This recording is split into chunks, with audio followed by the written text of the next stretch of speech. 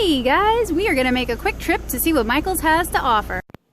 Hey guys, I am at Michael's and I just discovered that they put in like a whole marker aisle. So this used to be like markers and several other things, and there are other things here.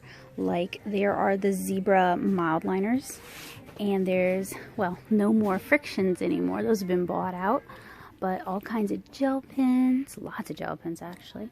And then they also have those Paper-Made colored leads I was telling you guys about in a recent review. And then a bunch of different pencil cases. Ooh, ooh, ooh. They have the refill leads for the Zebra Sensations. I reviewed those not too long ago. It's really cool to see that they have the refills for those. Actually, it seems just mostly like pens. Now that I'm like looking at it, I thought there was going to be like the oh no, it's on the other side. I'll show you guys in a sec.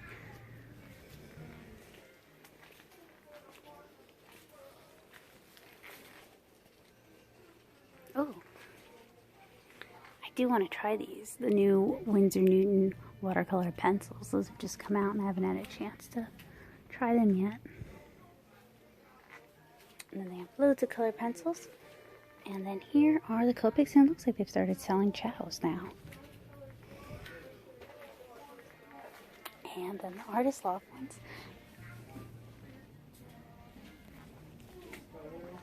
And even some Echo Line ones. So pretty cool. The marker aisle also contains a lot of color pencils and watercolor pencils, including Derwent products and Winsor & Newton's new watercolor pens. I happen to really like Derwent Inktense watercolor pencils, and I use them pretty frequently, so I can definitely recommend these. They also have Prismacolor pencils, but skip the Prismacolor Scholar pencils. They're not very good. As well as a small selection of General's products, including a small selection of General's pastels. Unfortunately, but understandably, the Copic and Prismacolor markers are behind locked glass, and you will have to call an assistant for help in getting these out. They also now carry Ecoline watercolor brush pens, which I really like, and I have a review for those here on this channel, as well as Artist Loft sets.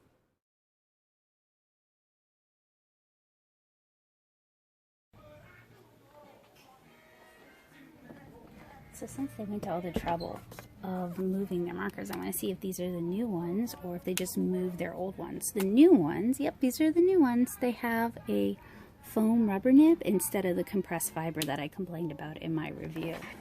So I still think these are kind of overpriced, but they are on sale right now, and I don't know if that's such a good deal.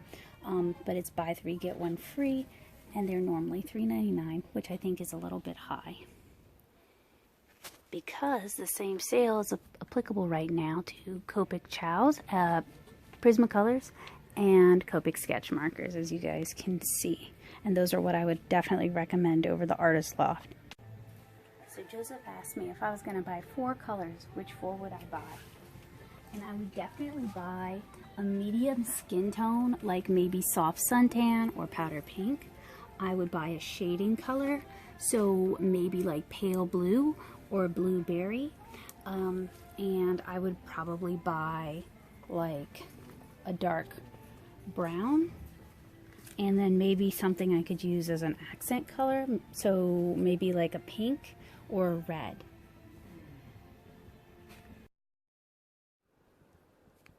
Copic Ciao's are $5.99 each here at Michael's, which is a little bit higher than you might find at Jerry's or at Plaza. Prismacolors are $6.99, which is one of the highest prices I've seen in a while. And Copic Sketches are $7.99.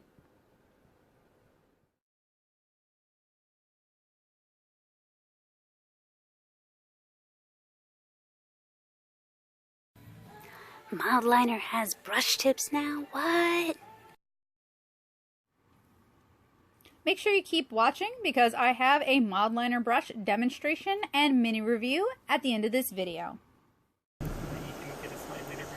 Alright guys, that was our trip to Michael's. I hope you enjoyed it and found it helpful. So while I was at Michael's, I ended up picking up some of their brush Mildliners. Now I have a little bit of a collection of Mildliners in the past. I like using highlighters to help me organize my schedule and my planner since I have so many different things going on. And Mildliners are just a really cute, different alternative to your average neon highlighter. So what I wanted to do today was I wanted to just kind of show you guys both of them, demonstrate the differences between the two. I don't have a full set of Mildliners. I don't have any desire in acquiring a full set of Mildliners. I kind of just own the colors that I've either purchased open stock over at Michael's or I received in my Zen Pop box. So it's really based more on what I'm interested in. So your regular Zebra Mildliner has a bold side and a fine side. The bold side has a small chisel tip with a ridged collar and a cap that posts on the back. The fine side has a bullet nib on the back. And let's see if the fine side can post to the cap. Yes, it can. So it posts on both ends. You know it is the bold side because it has the clip and the colored cap that indicates the color inside. And these are all written in Japanese, but I believe this says mild ink on it. And it does not have the color name actually written on the body. The brush markers have a clear cap, so you can see that it has a brush tip. Also has a really cute little cutout here on the cap to show like a brush sort of tip. The cap itself says brush and it doesn't have this white marking. It has a super fine tip, which actually looks like the fine tip. Let me show you guys. No, looks almost the same, maybe a little bit smaller. And it seemed to, now I goofed because I don't know which one went on which. I don't think it really matters that much. This is written in English, so it's Mild Ink Mildliner Brush, double-ended. Still doesn't have a color name. Oh yes, it does. It says Vermilion on here. Let's see. Yeah, this is still all in Japanese, which sadly I cannot read, but I know some of you guys can. So they had a fair number of brush colors. I didn't buy all of them. I don't intend on buying all of them. I like using both of these to kind of doodle with as well. So I just kind of bought some colors I thought could help complement what I already have. I figure they offer the brush tips now for people who like to do hand lettering, bullet journaling, and like the big, really beautifully illustrated journal spreads. That's not really my jam. So what I wanted to do was I wanted to swatch these and demonstrate these. And then I thought I would do a couple little illustrations in time lapse for you guys to enjoy. And that's just gonna kind of finish off my little Michael's video for today. So we're gonna start by swatching the Mildliners I already have. We're gonna do both sides and I'm gonna do that in time lapse.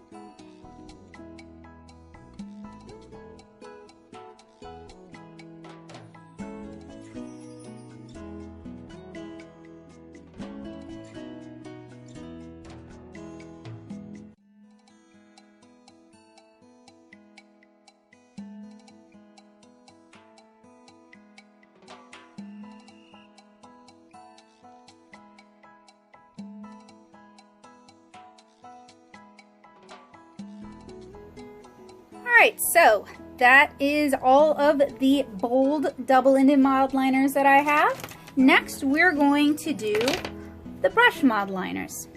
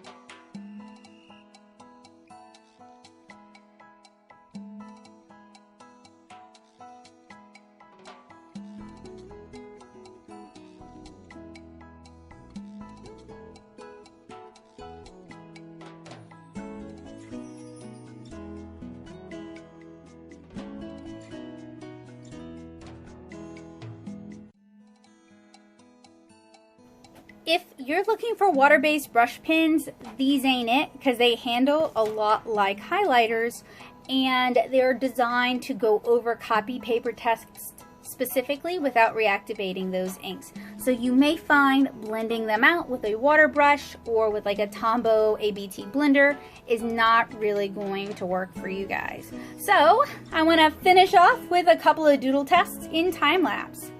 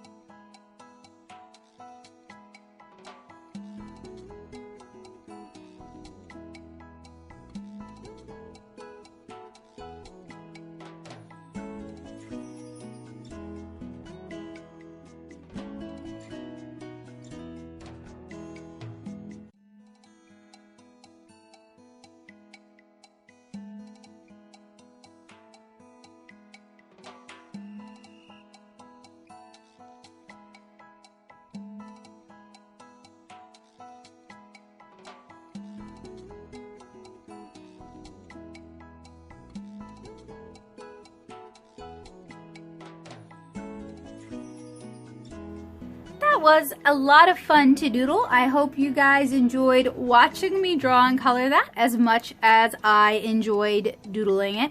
For me, when it comes to my planner, being able to doodle cute doodles is honestly about as important as highlighting things, because doing something like this, spending some time making a cute illustration, actually helps me remember the information on that page better. This is something that's been with me since I was a really little kid, and it was why my math teacher was constantly yelling at me to stop drawing in math class. So I guess some things never change. But these are really fun and satisfying to doodle with. My one concern is that if you are a brush letterer and you're exerting a lot of pressure on your brush nib, it may fray, it may start to break down. It does sort of look like it might be compressed fiber, but it's one of those things where really only time will tell, because I did try to exert a fair amount of pressure just to see if I could get it to break down without like intentionally trying to ruin it, since I bought them for my own personal use, and there were no breakdown issues, so maybe I'm just kind of worrying over nothing. But I think these are a really fun addition to the Mildliner lineup, and if you love pastel colors, if you like neon colors, these could be really great for you. Just keep in mind that you're not going to be able to use these the way you would water-based markers. Like, you won't be able to really blend them with Tombow ABTs, and you won't necessarily be able to blend them out with water, but they can be a lot of fun just in and of themselves. So if you like brush pens, if you like doodling, if you like hand lettering, these could be a lot of fun for you.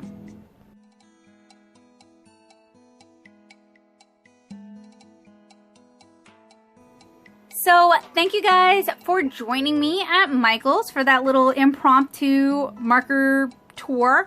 Really didn't expect to be on camera. I've actually had a migraine all day today. But you know, when the camera is pointed at me, I will do my best. So I apologize for looking a little bit rough, but you get to see me au naturel in my normal native habitat, so I guess it kind of is what it is. But I hope the information I provided you with today was helpful, useful, and informative, and I hope you guys will have a good rest of your day. Thank you guys so much for joining me, and I hope to see you guys again really soon. I do want to mention before I say goodbye that this video is not sponsored, endorsed, nor was I contacted by the Michaels Corporation or by Zebra. This was done entirely of my own volition. So all opinions are my own, and I am no representative for anyone. So again, thank you guys so much for watching. I'll see you guys again really soon. Bye guys!